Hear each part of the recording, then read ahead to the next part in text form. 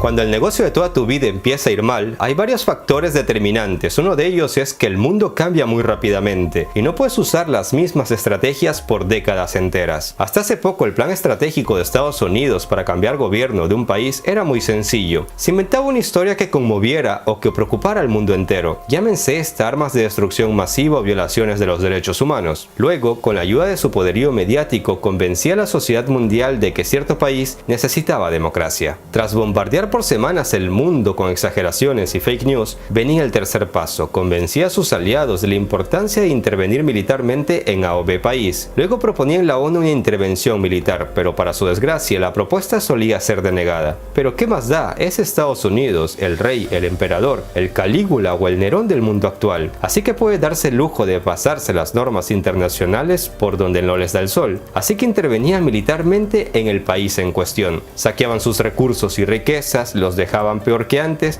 y con la ayuda del poderío mediático dejaban a ese país en el olvido. Nunca más ningún medio afín a las políticas de Estados Unidos volvía a mencionar las devastadoras intervenciones. Irak y Libia son muestra de ello, pero Siria marcó un antes y un después. Cuando el presidente Bashar al-Assad pidió ayuda militar y económica a Rusia, Rusia se metió en Siria legalmente con todo el permiso del gobierno y le da un estate quieto a Estados Unidos. Frena de golpe todas las intenciones de Washington en Siria. El tema de Venezuela le está resultando muy complicado a estos abuelos como Bolton y Abrams, con cientos de muertes en su haber y un currículum de lo más despreciable. Con todo el poderío mediático del que disponen este par junto a Trump, han estado intentando convencer al mundo de que en Venezuela gobierna un tirano. La verdad, yo no lo llamaría tirano. Es un presidente que como mínimo tiene el 50% del apoyo popular, que no es poco. Maduro no ha sabido resolver muchos problemas económicos, políticos y sociales, y aunque a primera vista parece volver a demostrar que el socialismo no sirve. Y es verdad,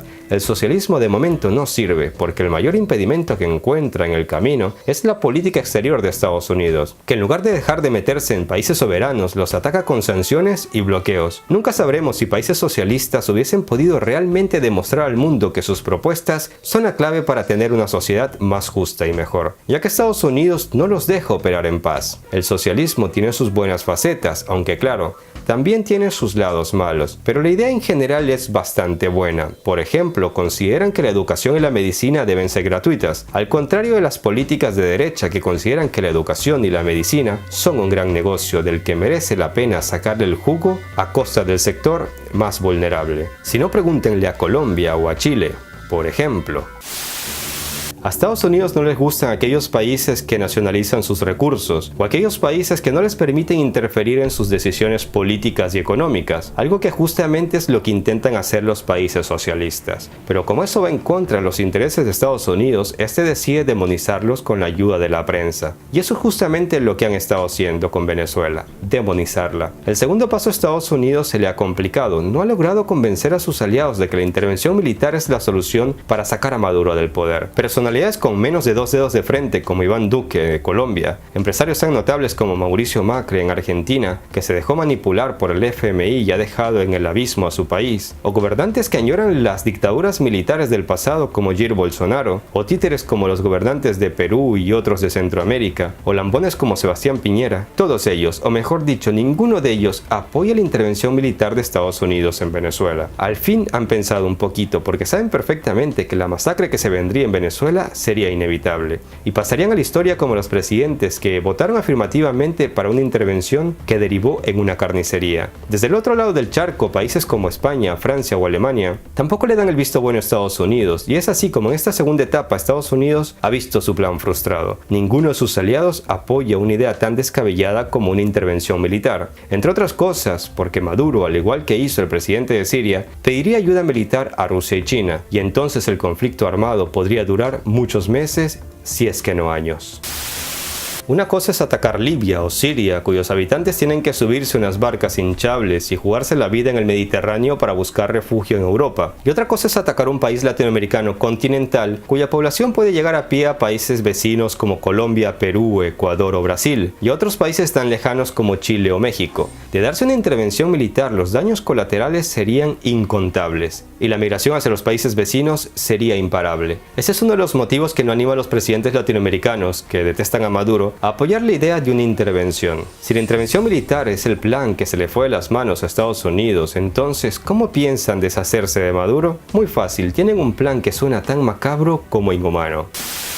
Todos sabemos que en los últimos días el gobierno de Nicolás Maduro mantiene negociaciones con la oposición y que en teoría deberían llegar a un acuerdo y resolver los problemas internos sin interferencia extranjera. Pero esa norma que consta en las leyes internacionales les concierne a todos menos a Estados Unidos, o al menos así lo creen ellos. Y he hablado muchas veces de que Estados Unidos, al ser la mayor potencia mundial y haber logrado que el dólar sea la divisa global, tiene el control financiero de todo el mundo. De ahí que pueda sancionar y bloquear a quien le dé la gana. Pues bien, el plan de Estados Unidos es muy simple: matar de hambre y enfermedades a los venezolanos, al bloquear y sancionar todo movimiento mercantil fuera del territorio venezolano. El tener el control financiero mundial es un arma que solo tiene Estados Unidos. No en vano, China y Rusia, cansados de la actitud estadounidense, están creando un sistema para evitar este abuso por parte de las autoridades de Estados Unidos. Sin contar los activos venezolanos bloqueados por Estados Unidos, ahora Estados Unidos acaba de retener un barco con 25.000 toneladas de soja para producción de alimentos, que tenía como destino Venezuela. La retención se hizo en respuesta al criminal bloqueo impuesto por Donald Trump el pasado lunes. Tras esto, el dueño del barco fue informado por la empresa aseguradora que tenía impedido llevar la carga a Venezuela, atendiendo a las sanciones de Estados Unidos. Este acto constituye una gravísima violación del derecho internacional y además atenta contra los derechos humanos de toda la población venezolana, al tratar de impedir su derecho a la alimentación. Venezuela ha pedido a la ONU detener esta grave agresión del gobierno de Trump, pero la ONU sabe que no puede hacer nada. Por eso prefiere no manifestarse y mirar hacia otro lado. Guaidó, el gran salvador para un puñado de venezolanos, es también cómplice de este atentado contra los derechos humanos de su propio pueblo.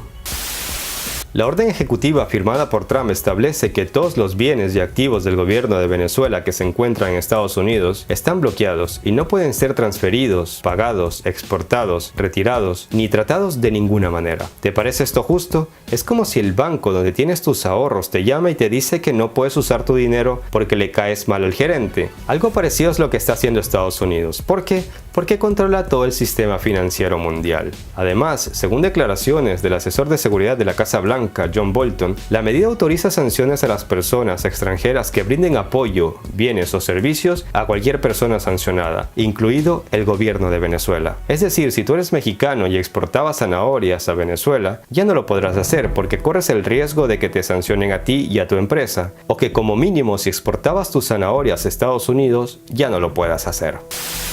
Lo que está haciendo Estados Unidos es enviar una señal a terceros que desean hacer negocios con Venezuela para que procedan con extrema precaución. No hay necesidad de arriesgar sus intereses comerciales con los Estados Unidos con el fin de beneficiarse de un régimen corrupto y moribundo, amenazan desde Washington. Nicolás Maduro asegura que el pueblo venezolano está preparado para dar batalla a los bloqueos dirigidos por Donald Trump, pero esta batalla a la larga le pasará factura cuando crezca el número de personas que mueren de hambre o de enfermedades por falta de medicamentos. Así que el plan de Estados Unidos ahora es matar de hambre a Venezuela, al bloquear las importaciones de alimentos, y ya viene matando de enfermedades a decenas de personas al bloquear el ingreso de medicamentos. ¿Que Maduro ha cometido errores? Sí, señores. Yo mismo estoy en desacuerdo con algunas medidas del presidente venezolano. Todos podemos estar de acuerdo o en desacuerdo con Maduro, parcial o totalmente, pero lo que no podemos tolerar los latinoamericanos es que humillen a una nación hermana por no permitir meterse en sus políticas internas o manejar sus recursos como ellos crean conveniente. La intervención militar no es la vía para solucionar la crisis de Venezuela. Eso lo sabe hasta Iván Duque, menos muchos hermanos latinoamericanos que no se dan cuenta del caos que podría llegar a pasar en el continente. Muchos de ustedes que justo ahora le están dando dislike a este video, junto a la prensa tradicional, seguirán criticando a Maduro por matar a su pueblo, obviando que es el gobierno de Estados Unidos el que bloquea, sanciona y humilla a todo un país. No podemos cerrar los ojos y decir que todo es culpa de Maduro. Estados Unidos se encuentra en los últimos meses cada vez más y más dificultades para hacer lo que le venga en gana en el mundo, justamente porque China y Rusia han renacido desde las cenizas y están demostrando que independizarse del dominio de Estados Unidos les vendría bien a las economías de muchos países. Rusia y China están desplazando la hegemonía estadounidense, la hegemonía del dólar, están dejando al emperador en calzoncillos. Y es eso lo que explica el deseo de Estados Unidos de apoderarse de Venezuela, para evitar que el control económico y petrolífero se incline hacia el lado chino-ruso. Soy Gabriel Bulgakov, dale like al video si te ha gustado o dale dislike si por el contrario no te ha gustado, ya que ambas cosas ayudan a que el video se recomiende a más y más gente. Sígueme en mi canal de respaldo, ahí cuento historias que no necesariamente tienen que ver con política. También me puedes seguir en Instagram, los enlaces te los dejo en la descripción. Hagan el bien sin mirar a quién. Un abrazo a todos. Hasta la próxima. Pero el contraargumento en este momento es que ellos ya sufren tanto de falta de alimentación, de falta de seguridad, de falta de medicina, de falta de salud pública, que en este momento quizás la mejor resolución sería acelerar el colapso, aunque produzca un periodo de sufrimiento mayor por un periodo de meses o quizás más.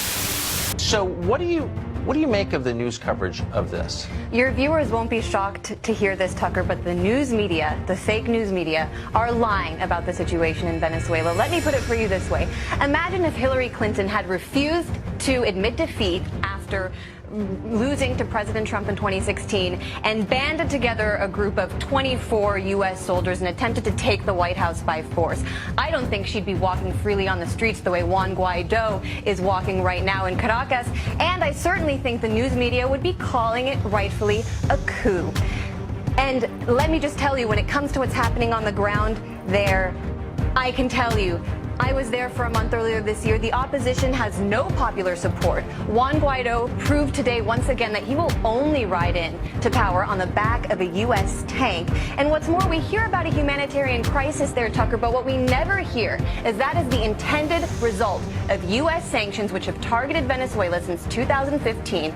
Sanctions which, according to a report that was released just last week by the Center for Economic and Policy Research, has led to the deaths of 40,000 Venezuelans and will lead to the deaths of thousands more if these sanctions aren't overturned.